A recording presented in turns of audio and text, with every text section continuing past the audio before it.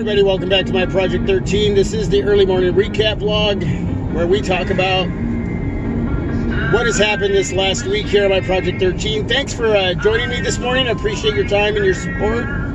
First time coming on by, checking out the early morning vlog, or just checking out the channel, the team, I appreciate it. Watch a few videos if you dig what's going on. Subscribe. Hit the notification bell, that way you'll be notified when I've uploaded anything for you and others to check out, whether it's a product review, a smartphone review, a vlog. It doesn't matter, man.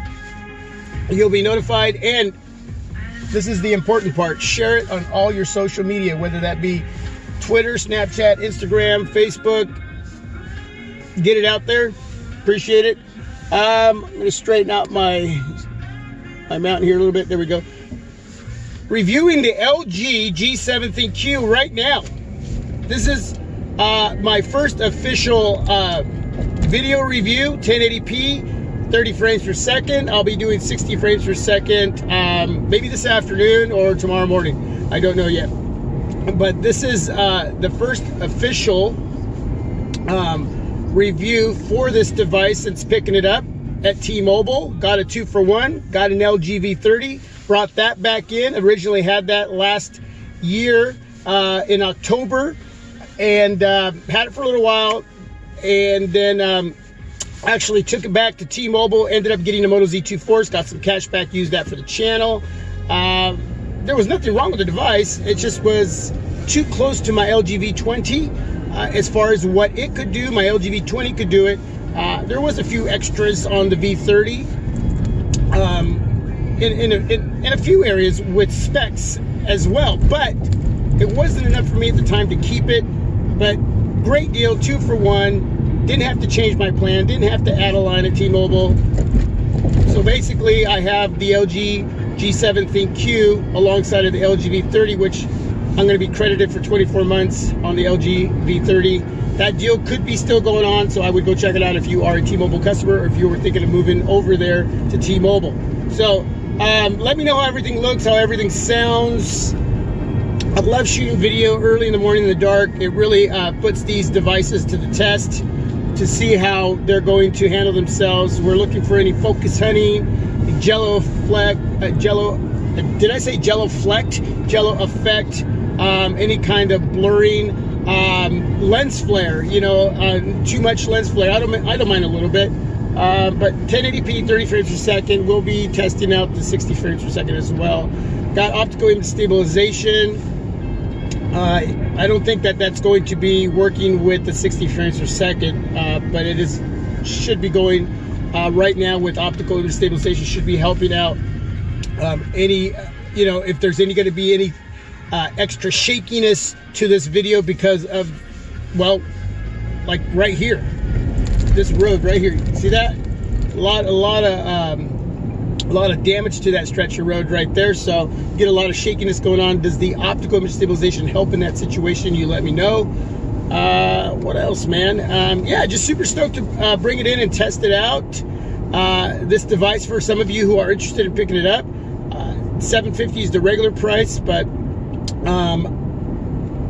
2-for-1, can't go wrong. I couldn't pass it up. It has a notch. I don't have the notch activated. I have that turned off. I don't like it. My eye keeps going over there and looking at that area. It's an eyesore for me, but for you it may not be. But it's a great deal, 2-for-1, man. I just couldn't pass it up. So I officially have a device with a notch, but I'm not using it. So yeah, with that being said, I'm just super stoked. I'm actually carrying both devices with me today. I'll be snapping some pics, doing some comparisons. Did a speaker review alongside of the unboxing yesterday, so that's what went on this week. I also did a product review, the Nulixy universal car mount holder that I'm using on my windshield. I don't have the magnetic plate on the back of my new LG G7, so I'm not using that universal magnetic windshield mount, but I will be testing that out as well. What else went on? I think that's about it, really. I think I did a vlog earlier in the week, but not a whole heck of a lot. But I think the main part of the week was getting this device and reviewing it for myself, for all of you. If you're considering picking it up, and a lot of you from the feedback are looking to pick up this device.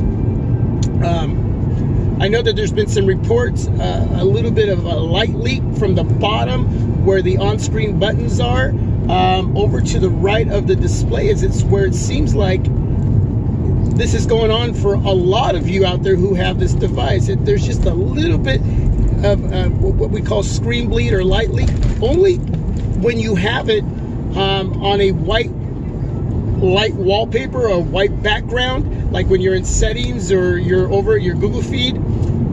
Bottom by the recent applications button, between that and your home button, there's just a little bit of light leak there. And I know Tony Pazzo was reporting that. Android Stud was the first one that I seen put up a video on that. And checking out the feedback from some of the comments left in some of those videos, there was a few of you that had that too. Mine has it. It's very, very light. You can tell it's there, but you have to kind of look hard. And, you know, I'm very picky about those things. My thing is, on a dark screen, having that bleeding and light leaks, like when you're watching a movie, and you can see the leaks coming from everywhere on the display, on the corners, on the sides, on the tops. That's more of when I'm concerned with that issue. Being where it's at and how minor it is, and only while it's on a light, the background is on like a white area, like the settings or your Google feed or you're on the web. For me, and I'm going to tell you something, man, I'm really, really picky, and I believe in you work hard for your money, and what you spend your money on, you have to be satisfied. If you pick up this device and yours has it, and that's really going to bother you, you can return it for another one. See if maybe it's just a first batch thing. I don't know. It's not that big of a deal to me. The device is working really smooth right now. It's the performance and functionality is top notch right now. I'm testing battery life today. I'll be using this device a lot. Watched a couple of videos, a little bit of a movie, listened to music. The speaker is phenomenal. The display looks great. The device is a little light in comparison to the V30. The V30 does feel more solid, and it is the materials are glass back and front and aluminum frame, but it just feels a little light, a little hollow in the back. The V30 has more of a solid build to it, but and when I say that, it's not a bad thing either. Okay, so that's going to be a preference thing with any of you out there with this device. It's not. I'm just reporting everything on so far, how it's performing and functioning, how it feels. So far, I'm giving it an A right now. So we'll see. You're gonna let me know how the video looks and how the sound quality is. It's very important. And right now, it looks like the video is looking really great at 1080p, 30 frames per second. But you're gonna let me know how everything sounds as well. The speaker comparison against the Razer phone, to me, that was a great speaker comparison. I was even impressed. This is a very loud device when it comes to the speaker and how they went about utilizing one single speaker at the bottom right hand corner. I left a link to Phone Arena, an article there that explains how they made that area work.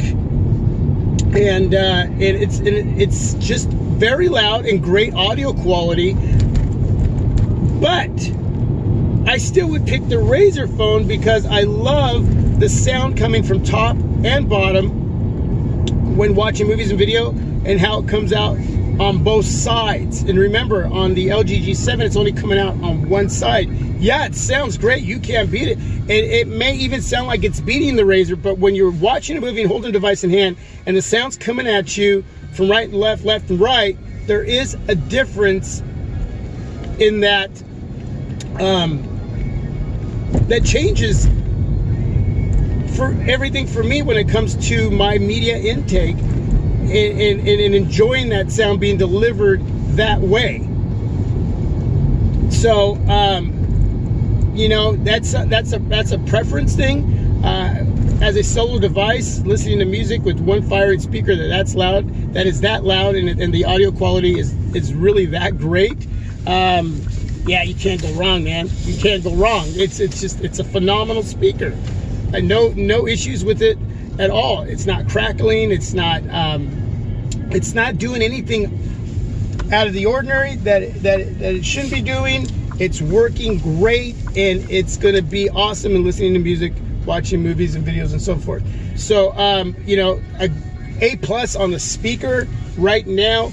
But again, for my media enjoyment, my media intake when it comes to audio, to me, there's nothing like sound being delivered from both ends of a device with two dual speakers. There's just something to be said about that.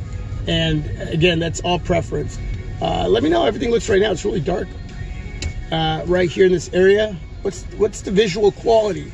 But that's it, you guys and gals. I'm out. I gotta park and eat some breakfast, man. I'm hungry. I am hungry. I gotta get well, I guess you're gonna park with me. You're gonna parallel park with me. But that's it. All right. God bless. Peace. I am out. This is the LG G7, first official review. The ThinQ video, 1080p, 30 frames per second. I am out. Have a blessed day.